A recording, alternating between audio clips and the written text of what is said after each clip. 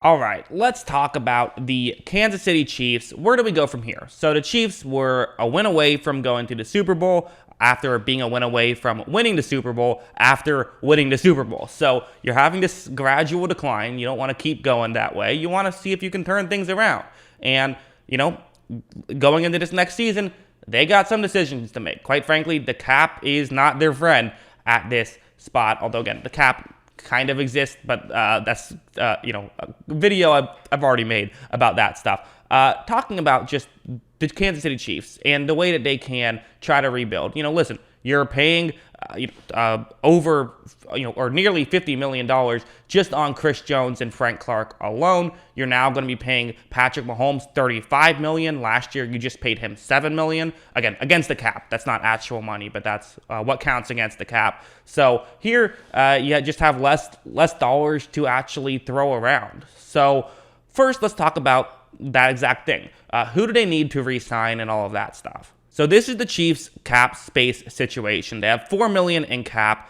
Everyone you see on this list are free agents. The number to their right, that's my estimate or Sportrack's estimate for how much they're projected to get annually in the future once they get the contract. So Sportrack doesn't do it for every free agent. So the ones they didn't, I had to make my guess. But you see, they got a decent amount of significant free agents they have to make sure that they go out and sign. Tyrann Mathieu, maybe the most well-known, but also Orlando Brown Jr., who is projected to get $23 million. I don't know if they can go out and afford that. Tre'Davious Ward, who's solid corner for them. You have defensive linemen like Jerron Reed, who they'll probably let walk. I don't know if Reed was a great fit in this scheme for whatever reason. Haven't dove into the tape on that too much, but that's just kind of from what I have seen, has been the case. Maybe I'm wrong about it.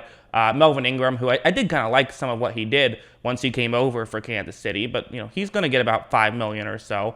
And then you have offensive lineman Andrew Wiley. What do you do there? You have defensive lineman Derek Nottie. So again, a couple of defensive linemen here. You don't want to let them all walk. You'll have to replace them if you do. And Mike Hughes, who came in and actually, they kind of took a flyer on him, and he really delivered. Do you want to make sure you pay and keep? If you don't, someone else probably will.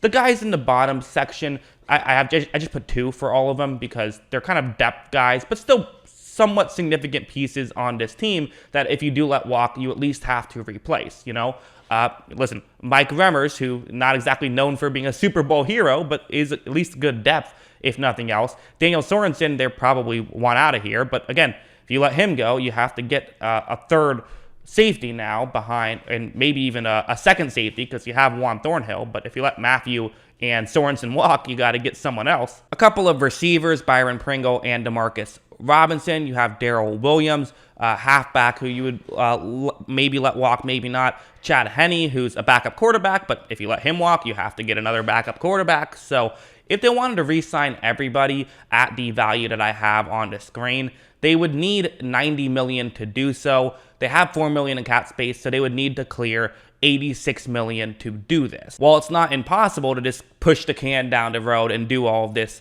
now, that would be something we haven't seen before. The most a team has ever spent over the cap in terms of actual cash was $74 million, so seems unlikely. Some guys they could cut here. I mean, Frank Clark's the obvious one. It's just a tough contract. I mean, you thought Frank Clark was going to be this superstar edge rusher.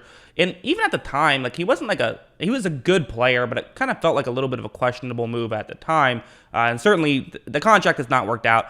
I suspect that they will cut Frank Clark and save the $13 million. When you're in a cap crunch and you're paying an edge rusher who listen, Frank Clark was amazing in that Super Bowl run. So maybe you say, hey, it worked out. We got the ring out of it. That's fine. But, if you're a PFF fan, he was the 88th ranked edge rusher this season, and you're paying him more than 13. 13 isn't his contract. That's what will clear up if you cut him. His contract is, his cap hits over 20 million. So you definitely want to clear up as much of that as possible. So that's a thing. You could get rid of Anthony Hitchens for $8 million here. You have Willie Gay and Nick Bolton already, a couple of linebackers, so that might be a move you could make. You also could clear up a few million with Rashad Fenton, who's a solid corner. I don't know if they'll do that, but that's just an option on the table. I don't think I would, especially if you do lose some guys in the secondary. You might want to keep him, but again, options on the table. So looking at this chart now, this is where PFF graded each positional category. And a lot of people kind of made fun of them for putting Patrick Mahomes as the 13th best quarterback. Listen, in the middle of the season, it seemed like a hot take to say Patrick Mahomes was playing like a top 10 quarterback. So it's not as crazy as you would think if you have really watched every Patrick Mahomes game this year. There's no denying this wasn't his best season. He's still awesome. Still think Patrick Mahomes is, if I could pick one quarterback, I would still pick Patrick Mahomes. But that gap has lowered a little bit. And basically, the way we view this is Mahomes just can't play that way again. They're not going to win a Super Bowl with Mahomes not being a superstar. He has to be a superstar, which he was against Buffalo, and he was for the first half against Cincinnati. Everyone blames him for the second half, but the only reason they were up is because of some of the superhuman stuff he was doing in the second half. The reality is, though, the way the Chiefs are constructed, not just with the Mahomes contract, but with some other bad contracts, the reality is that they might need Mahomes to kind of just be a superstar and just, drag them kicking and screaming to a Super Bowl if that's how they're going to get there. The offensive line's very good. Again, the Orlando Brown situation is up in the air, and they could end up losing some talent in that offensive line, but hopefully if you're Kansas City, you keep them. That's kind of the first thing. The receiving core could also lose some depth. Tyreek Hill means so much to this team, and he makes things easier on everyone else.